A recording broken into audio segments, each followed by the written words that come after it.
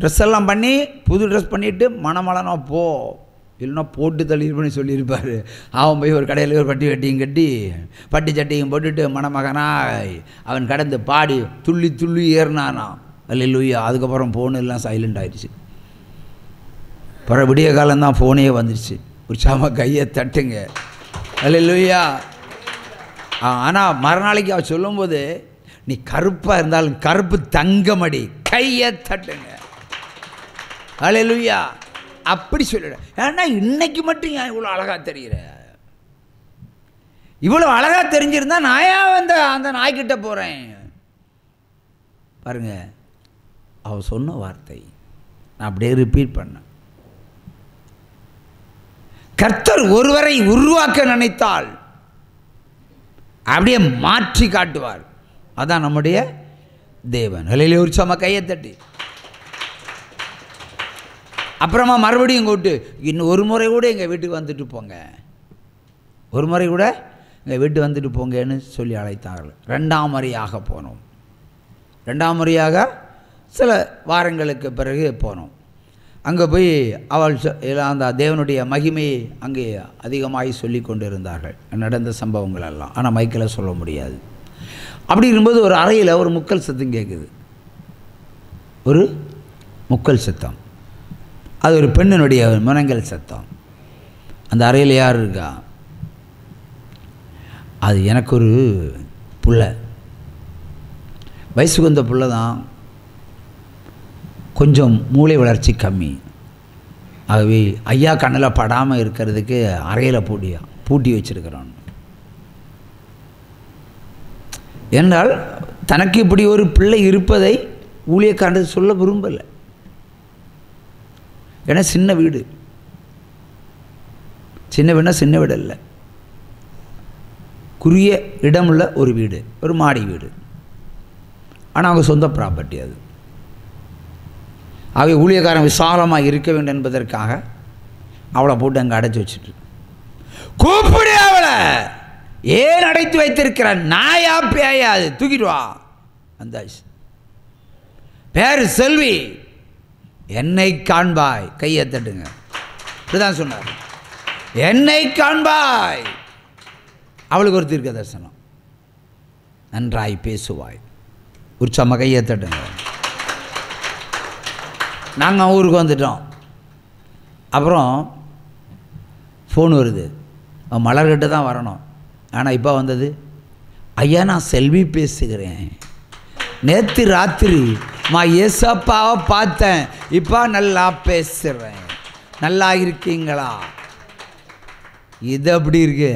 இதுதான் இந்த ஊழியம். அல்லேலூயா. எவ்வளோ நன்மை செய்கிறாரோ அவ்வளோ பின்னாடி முள்ளும் வச்சிருவார் எனக்கு. அது இன்னொரு பக்கம். ஏன்னா அதான் ஊழியக்காரன். ஊழியக்காரன் நல்லா இருந்தால் உங்களுக்கெல்லாம் நல்லா ஜோம் பண்ண மாட்டான். இஷ்டத்துக்கு பணம் கொடுத்தா நான் உங்களுக்கு எல்லாம் ஜோம் பண்ண நினைக்கிறீங்களா? நீங்கள் ஒரு எக்ஸாம்பிள். இல்லை, நான் ரொம்ப சந்தோஷமாக இருந்தால் நான் எப்படி உங்களுக்கு பாரப்பட்டு ஜோம் பண்ண முடியும்? அதில் கடன் சுமையை முதுகிலும், உபத்திரத்தில் தலையிலும், பட்டயத்தை விலாயிலும்பிலும் சொருகி வச்சுக்கிட்டு தான் நில்லுன்னு சொல்லுவேன். அதான் ஊழியக்காரர்கள் நிலைமை. ஆனால் எல்லா ஊழியக்காரங்களும் இல்லை, உண்மையுள்ள ஊழியக்காரர்களுக்கு இப்படி தான் நடத்துவார். அப்படி தான் இங்கே இருக்கணும். அதை நியாயப்படுத்தக்கூடாது. இதுவும் கர்த்தரால் வந்தால் புலம்புன்னு சொன்னால் என்னையும் அடித்து போட்டுட்டு போயிட்டே இருப்பார். இல்லையே உற்சவமாக கையை தட்டலாம். ஆகவே மற்றவர்கள் பிரகாசிப்பதற்காக சிலுவைகளை சுமப்பது தான் ஊழியங்கள். இல்லையா? ஒரு ஊழியத்துக்கு எவ்வளோ கஷ்டம் இருக்கும் யோசிங்களேன். நான் கொஞ்சம் தான் கோடு போட்டு காட்டியிருக்கேன். எனக்கு ஒரு சொன்னாச்சுன்னா அப்படி சரித்திரமே புரண்டு போயிடும், சரித்திரமே கண்ணீர் விடும் ஊழிய பாதையில். ஆனாலும் நான் கர்த்தரை கண்டபடியினால், நான் கர்த்தர் ருசி பார்த்தபடியினால், எவ்வளோ பாடுகள் எனக்கு முன்பாக வைத்தாலும் அவரையே பின்பற்றுகிறேன். ஒரு சும்மா கையை தட்ட. நீங்களும் அப்படித்தான் இருக்க வேண்டும். அல்லேலூயா. ஆகவே கர்த்தர் ஒரு அதிசயத்தை செய்ய நினைச்சா பூட்டி அறைக்குள்ள இருக்கிற பிள்ளைய வெளியே கொண்டு வர வச்சு தலையை கை வச்சு என்னை காண்பாய். மறுநாளைக்கு பார்த்தா அதிகாரில் பேசினான். அவரால் கூடாத பழைய சாட்சி புஸ்தகங்களே இந்த சாட்சி உண்டு. அல்லேலூயா. 2003 அந்த வருடக்கணக்கில் உள்ள புத்தகங்கள்லாம் உண்டு. அன்றைக்கி எஞ்சொடி மாதிரி தான் வரும், 17 பக்கம் 18 பக்கம். அதில் அந்த பிள்ளையினுடைய சாட்சி உண்டு. அல்லேலூயா. ஆகவே ஊமையான செல்வி பேசினாள், பட்டமரம் துளிர் விட்டது. ஏனென்றால் அந்த தாயினுடைய விசுவாசம், அவள் இயேசு கிறிஸ்துவை பற்றின அந்த பற்றுதல். நம்ம கிறிஸ்தவத்திலே பிறந்தவர் கூட இந்த நம்பிக்கை நமக்கு வரலையே. இப்போ நம்ம எப்படியெல்லாம் நம்ம ஆண்டவர் அட்டிக்கணும். புறஜாதியில் வரவங்க பிடிச்சுக்கிட்டா ஸ்ட்ராங்காக பிடிக்கிறாங்க. நம்ம கிறிஸ்தவ பரம்பரைக்குள்ளே இருக்கிறவங்க வசனத்தை பின்பற்றலாம், என்ன பண்ணலாம் சொல்லுங்க இந்திரா? உலகத்தில் சொல்ல போன வேறு மாதிரி சொல்ல வேண்டியிருக்கும். சொல்லுங்க, எப்படி அடிக்கலாம்? கிறிஸ்தவர்களுக்கு தான் இன்றைக்கி ஊழியம் தேவை இருக்குது, மற்றவர்களுக்கு அல்ல. அவன் ஒரு வாட்டி சொன்னால் புரிஞ்சுக்கிடுவான். ஆனால் அந்த கிறிஸ்தவர்களுக்கு எத்தனை முறை சொன்னாலும் புரியாது. ஏனென்றால் அந்த கிறிஸ்து வஞ்சிக்கிறான். That's a point. அந்த கிறிஸ்து உள்ளே இருந்து அவன் வண்டி ஓட்டுறான். ஏசு கிறிஸ்து இப்படி போனால் நான் இப்படி தான் போவேன். நாய் வாழை திருத்த முடியுமா?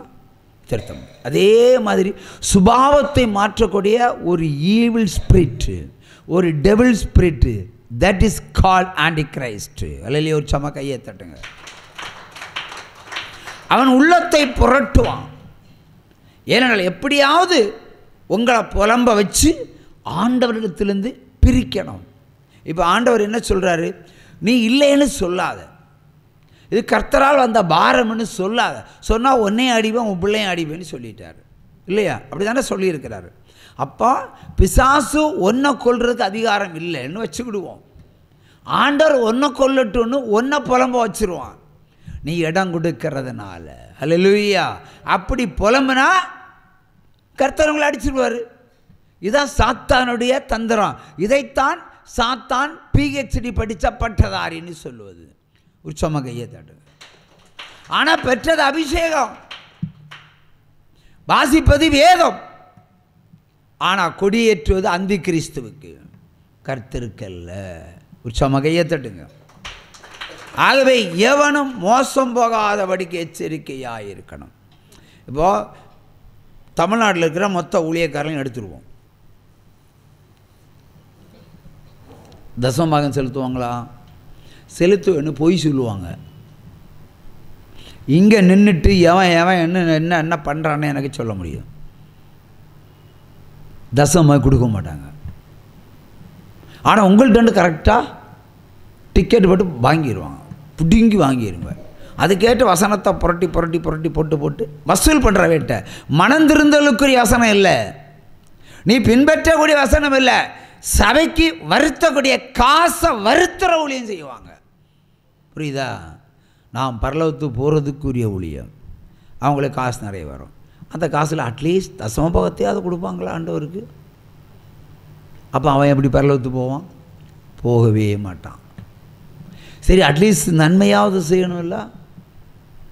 நன்மை செய்யாமல் போனால் அது உனக்கு பாவம்.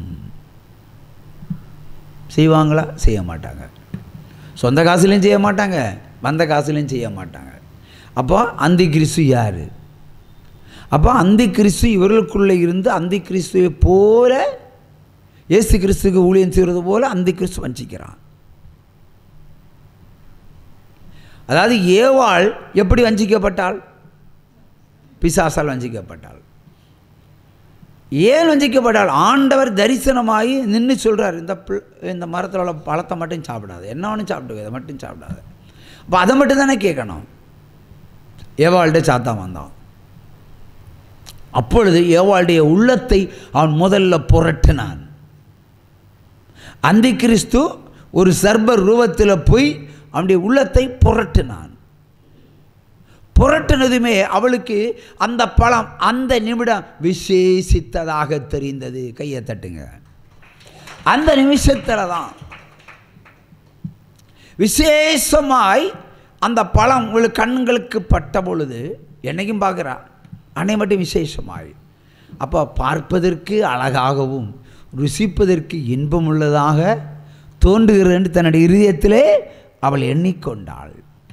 சாத்தான் உள்ள வந்துட்டான், உட்கார்ந்துட்டான். உடனே அந்த பழத்தை பறிக்க முயற்சி பண்ணான். இன்னும் கொஞ்சம் வசனத்தை அவன் போடுறான், இந்த பழத்தை சாப்பிடக்கூடாதுன்னு ஆண்டவர் சொன்னாரா? ஆமாம், எல்லா பழத்தையும் சாப்பிடலாம், இதை மட்டும் சாப்பிடாத. அப்போ என்ன சொல்கிறான், நீ சாப்பிட்டா தேவர்களை போல் ஆவாய். உண்மையைத்தான் பாம்பு பேசிச்சு, பொய் ஒன்றும் பேசலை. இந்த பழத்தை சாப்பிட்டா தேவர்களை போல் ஆவாய் என்று ஆண்டவருக்கு தெரியும். அதனால தான் நீ சாப்பிடாதேன்னு சொல்லி ஒரு கொஸ்டின் மார்க்க விட்டான். அப்படியா, தேவர்களை போல வராமா? அப்படியா, ஆண்டவர் என்ன வஞ்சித்தாரு? அப்போ உடனே இந்த பழத்தை பறித்து நான் சாப்பிடுதேன். உண்மையிலேயே தேவர்களை போல ஆனால், தேவர்கள் என்று சொன்னால் இச்சைக்குரியவர்கள். ஆகவே தான் தெரியும்ல, இச்சைக்குரியவர்கள் எப்படி உடை உடுப்பார்கள், அப்படி தான் சில தெய்வங்கள் எப்படி உடை போடுகிறது. அவள் இச்சை அவளுக்குள்ளே வந்து விட்டது. நானும் தேவர்களை போல் ஆக வேண்டும் ஆசைப்பட்டால், தேவனை போல் அல்ல. தேவன் என்பது வேற, தேவர்கள் என்பது வேற. வேதம் என்ன சொல்லுகிறது? நான் எல்லா தேவர்களுக்கும் தேவனாகிய கர்த்தர். அவள் தேவர்களை போல ஆகணும் ஆசைப்பட்டா, பிரபுக்களை போல ஆகணும் ஆசைப்பட்டா, பாவியாய் மாறிவிட்டாள். சாத்தான் சரியான நேரத்தில் இன்ஜெக்ஷனை போட்டு கர்த்தரிடத்திலிருந்து ஏவாளை முதலில் பிரித்தான். அது அந்தி கிறிஸ்து அங்கே பிறந்தான், அங்கே பிறந்து ஆவியில் ஜெயிச்சான். அடுத்தபடியாக எங்கே நீ சாப்பிட்ட, உன்னோட விட்டுறலாம்ல, நீயும் கொஞ்சம் சாப்பிடுன்னு அவனுக்கும் ஊட்டி விட்டா. இந்த பெண்கள் எல்லாம் ஊட்டி விடுறதில் ஏவாளாகும். காட்டி கொடுக்குறதுலையும் ஏவாள், கூட்டி விடுறதுலையும் ஏவாள். அப்போது கூட்டி விட்டா, பழத்தை சாப்பிட்டான். எங்கே அவன் என்ன செய்யணும்? ஆண்டவர் விலக்கின கனியை நீ ஏன் புசித்தாய் என்று ஒரு கேள்வி அவனுக்குள் உண்டாகவில்லை. ஏனென்றால் இவனுடைய விலாயெலும்பு அவள் இல்லையா? தேவன் இவனுடைய விலாயெலும்பை உருவித்தான், அவளை படைத்தாள். எப்போ அவள் பாவம் செய்தாலோ பாதி பாவம் யாருக்கு? ஆதாமுக்கு சொந்தமாகிவிட்டது. கையை தட்டலாம். எப்போ அவள் கீழ்ப்படியாமல் போனாலோ அப்பொழுது தேவனுக்கு ஆதாமும் கீழ்ப்படியாமல் போய்விட்டான். மாம்சம் சதையுமாய் இருந்த அவளுடைய பாவத்துக்கு இவனும் சொந்தக்காரன் ஆயிட்டான். அவர் ரெண்டு பேரும் பார்த்ததும் இவனுக்கு ஞானம், சுய ஞானம் போயிடுச்சு. பக்கத்தில் வந்ததும் என்ன பண்ணான்? பழத்தை வாங்கி சாப்பிட்டான். பாவத்திலே விழுந்தார்கள், பாவத்திலே பிள்ளையை பெற்றெடுத்தார்கள்.